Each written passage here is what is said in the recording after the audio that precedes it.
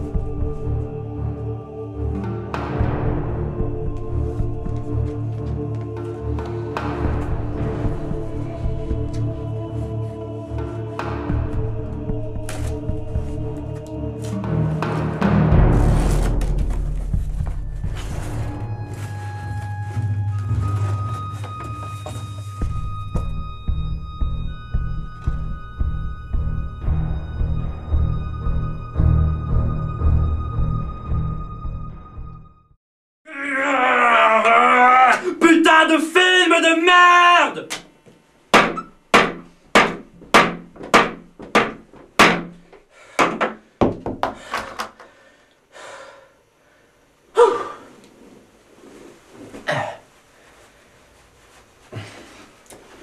Je suis le critiqueur. Au revoir.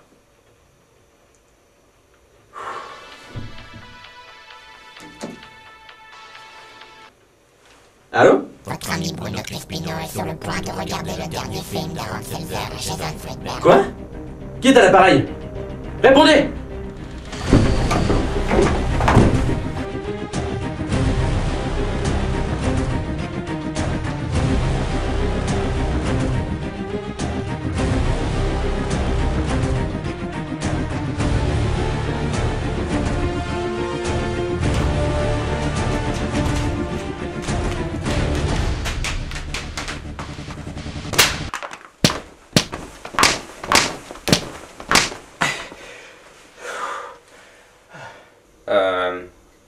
Qu'est-ce que tu fous? T'étais sur le point de regarder le dernier film d'Aaron Seltzer et Jason Friedberg. Bah non, j'allais mater 2001. Hein? Mais j'ai reçu un appel d'Alain, il m'a dit que... Ouais, j'ai reçu ça ce matin, mais ça avait l'air pourri. C'est bien lui. Leur dernier crime. Ainsi ils sont revenus. Les deux cavaliers de l'Apocalypse. Alors l'heure est venue. Ouais. Nous devons le critiquer.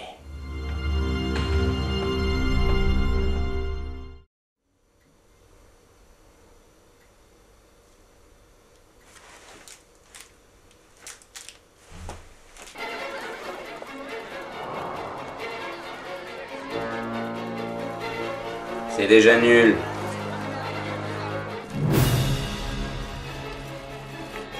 Jusqu'où iriez-vous pour sauver quelqu'un que vous aimez? Hé, négateur dans la fontaine!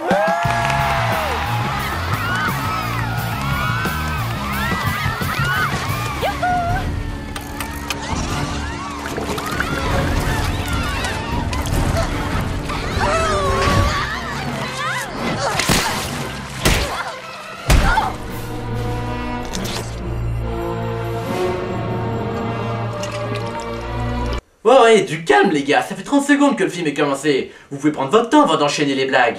Ouais, et puis balancez pas les meilleurs dès le début. Édouard! Édouard? Où ça? Oh mon Dieu, il est là! Édouard, on t'aime, t'es le meilleur! Non, c'est Jacob le meilleur.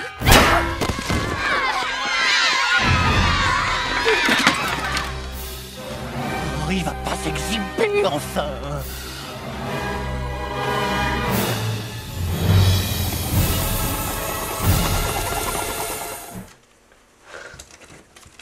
Pénis, boule disco.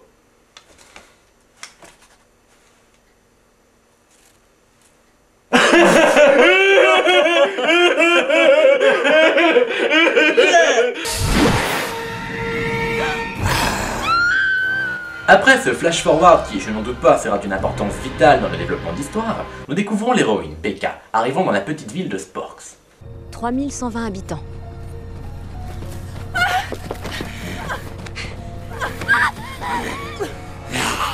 putain!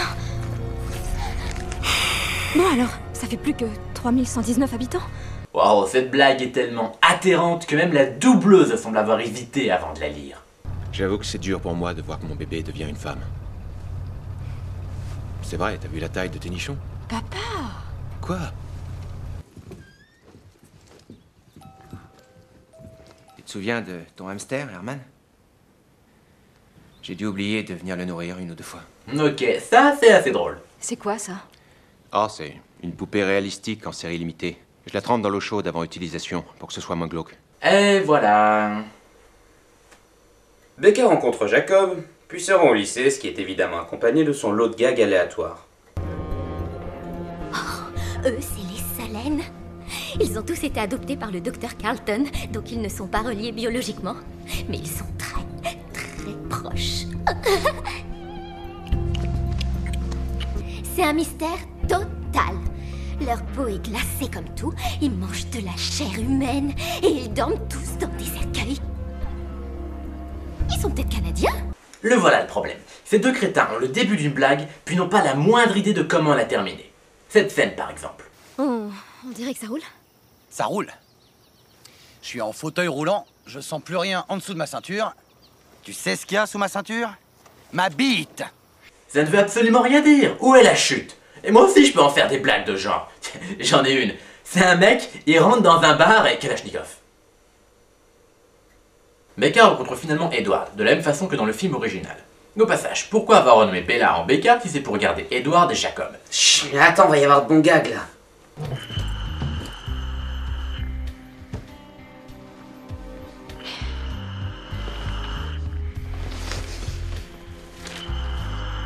Je sens mauvais.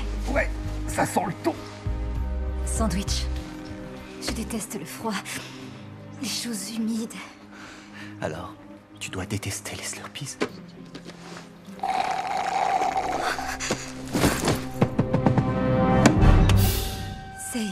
C'est mortel.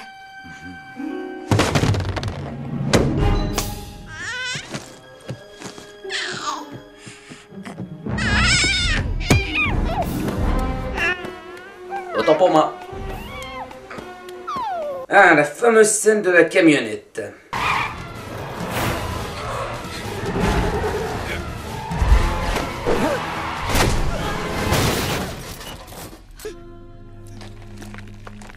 Oh non, ces mecs ont vraiment un problème.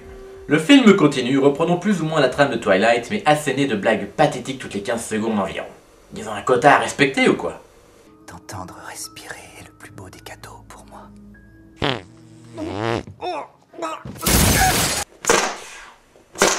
Ouais, c'est bon ça. Allez, encore 5 blagues, on peut passer à la scène suivante. Et ça continue, encore et encore. Gags insipides quand ils ne sont pas gratuitement vulgaires, gore ou complètement dénués de sens. J'en reviens pas qu'ils se marient et qu'ils aient un bébé vampire.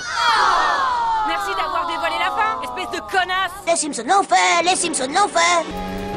Becca, arrête, tu vas finir par te tuer.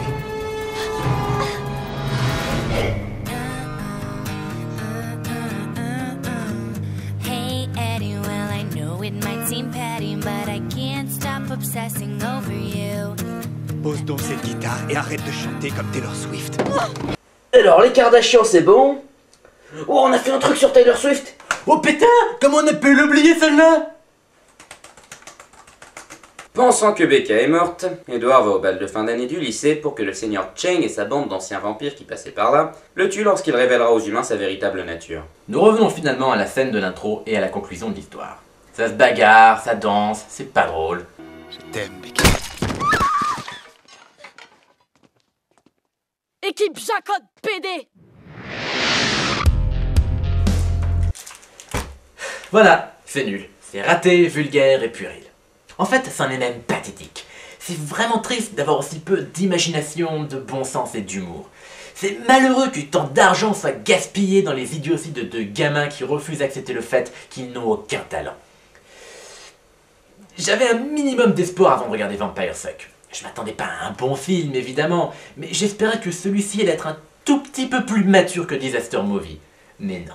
Aaron Seltzer et Jason Friedberg ne sont pas seulement mauvais, ils se complaisent dans leur médiocrité. Chacun de leurs films est un doigt d'honneur aux spectateurs, et le fait qu'ils continuent d'avoir des entrées au cinéma me laisse sans voix. Leur prochain film sortira en fin d'année, et je ne le regarderai pas. À quoi bon? Ces deux crétins m'ont déjà fait assez perdre de temps comme ça. Je critique des mauvais films, pas des enfantillages.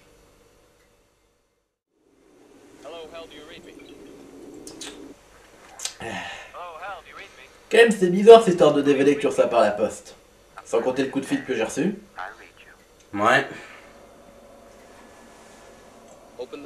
Eh mais au fait, il y avait deux colis.